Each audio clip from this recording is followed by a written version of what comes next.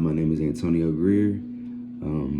I am currently pursuing an economics degree here at Angelo State, and I'm going to be talking to you guys about economists. So let's start off with basic information. So the average salary for an economist is about $100K. The degree pursued by economists is economics, an economics degree, and 58% of economists hold a bachelor's while 30% hold a master's. So next, we're going to be talking about job opportunities. So the bulk of jobs for economists comes from the government, but you can also find a job at any private organization, financial institution, and many banks. Really,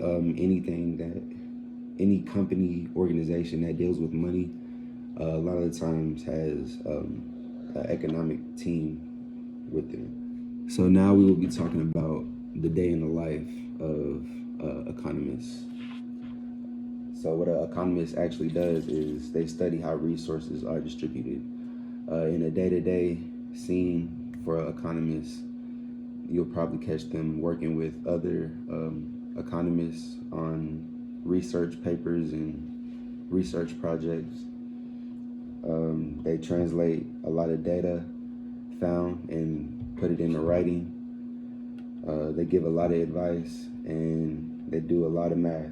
So you have to be sharp on your math skills and you have to be okay with communicating. Next, we will be talking about the person I interviewed. I interviewed Brian Cutzinger. He is an assistant professor of economics here at Angelo State, and he is also a research assistant professor of economics at Texas Tech currently. He got his bachelor's at the University of Colorado. He got his master's and PhD at George Mason University. In 2005, from 2005 to 2011, he was a sales representative at Spectra Logic Corporation. And at that same company from 2011 to 2017, he was a support quality data analyst.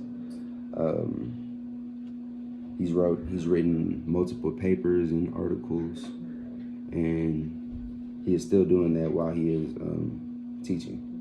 So let's talk about two things that I learned about my career path that I didn't know before the interview. So communication is extremely important. As an economist, you have to be able to explain your findings to people who don't know anything about economics sometimes. This could be one of the most frustrating aspects of the job, but it is the other half of the job and it has to be done. So, and also, economists are more likely to work at public companies rather than private. So let's move on. Okay, so next I'm gonna talk to you guys about the next steps I'm going to take to pursue this career path. So first of all, I want to get a master's degree.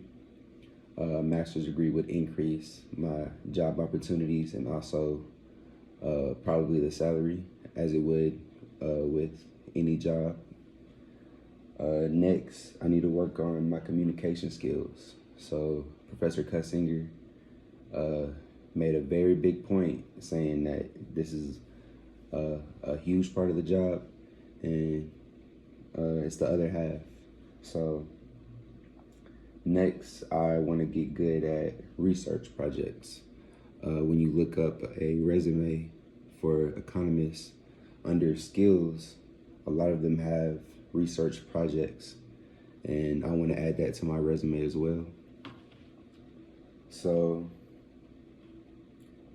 in conclusion, being an economist isn't easy.